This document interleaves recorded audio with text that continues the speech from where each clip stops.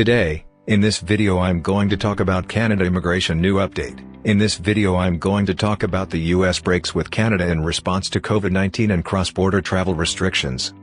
If you are interested in this topic, please watch till the end of this video for latest immigration updates and news. Please like this video, subscribe to the YouTube channel and don't forget to hit that notification bell icon. Let's get into the video. Since March 2020, the United States and Canada have agreed upon mutually reciprocal COVID-19 related travel restrictions.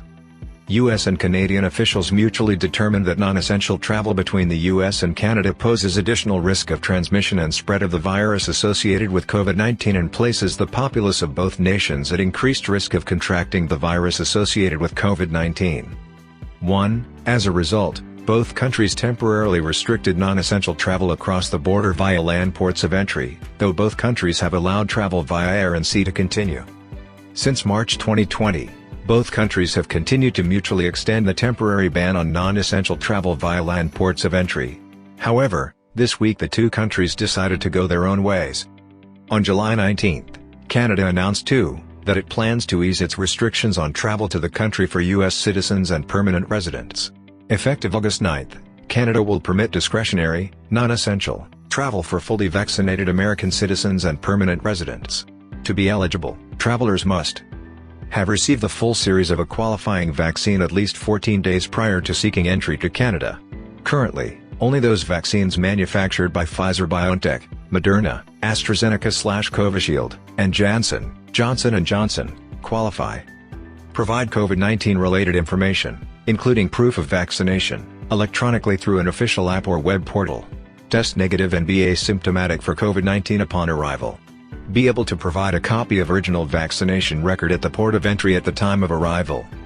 Previously, Canada required a 14-day quarantine for all arriving non-Canadian travelers but recently also announced an easing of that requirement. Effective July 5, fully vaccinated and otherwise qualified travelers may enter Canada and be exempt from the 14-day post-arrival quarantine requirement. While Canada is easing some restrictions for qualified travelers, the U.S. announced today that it will unilaterally continue to ban non-essential travel to the U.S. from Canada via its land border crossings until at least August 21, 2021.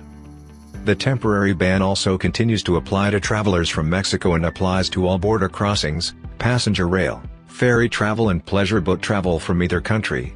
Only essential travelers may utilize those ports of entry. Essential travel continues to include U.S. citizens and lawful permanent residents returning to the United States.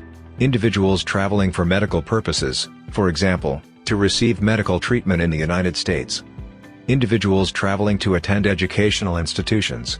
Individuals traveling to work in the United States, for example, individuals working in the farming or agriculture industry who must travel between the United States and Canada in furtherance of such work.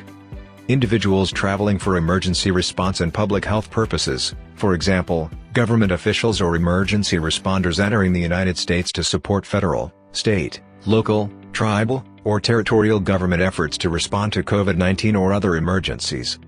Individuals engaged in lawful cross-border trade, for example, truck drivers supporting the movement of cargo between the United States and Canada, individuals engaged in official government travel or diplomatic travel.